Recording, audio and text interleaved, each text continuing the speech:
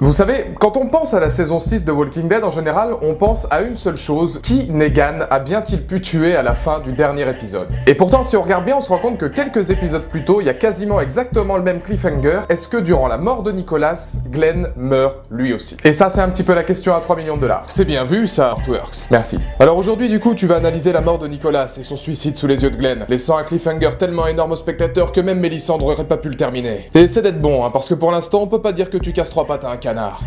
Merci. C'est aussi le nom de l'épisode. Hein.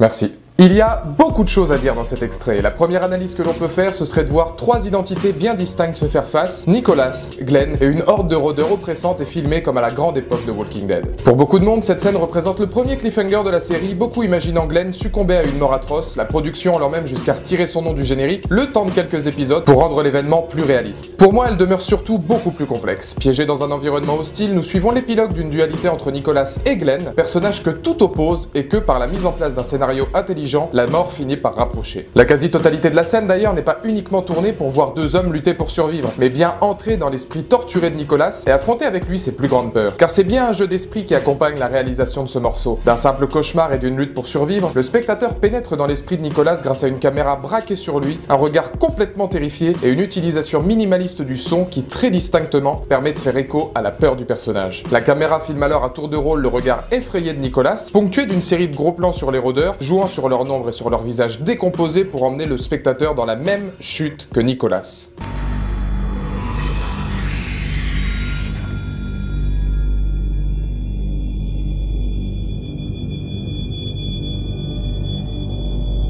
Si à cet instant précis Glenn n'est plus à l'écran, c'est bien pour montrer le peu d'espoir présent dans un épisode où bon nombre de survivants y laissent la vie. Le réalisateur ne veut laisser aucune chance au spectateur et le confronter à la même peur de nos héros et lui faire comprendre que dehors, le danger est toujours présent. C'est bien pour cela que sans l'aide de Glenn, qui coupe de lui-même le plan en tirant la caméra vers lui, caméra devenant d'ailleurs le temps de quelques secondes Nicholas, la scène aurait continué dans le chaos.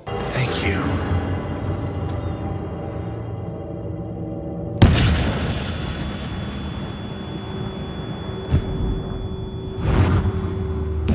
Par le simple merci prononcé par la victime du jour, on peut interpréter plusieurs messages. Remercier Glenn de l'avoir aidé dans une quête de rédemption, peut-être même tout simplement merci de l'avoir tiré de ce cauchemar et de cette vision, lui qui aurait pu se laisser tomber au rôdeur, préférant alors se mettre une balle et laisser Glenn à son triste sort. De ce fait, le personnage resterait alors aussi individualiste qu'à l'origine. Encore est-il que cette scène n'est donc pas seulement un final choc jouant avec les nerfs du spectateur, mais bien une séquence lourde de sens pour des héros en pleine fatalité.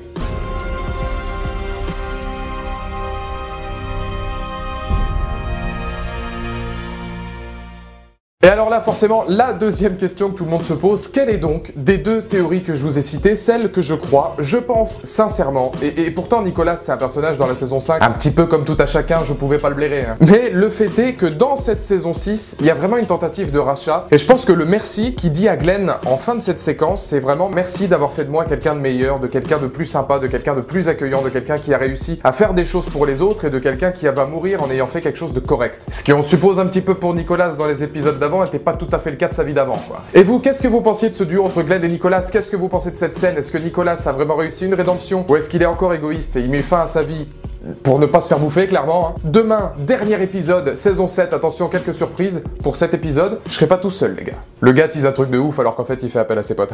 À demain.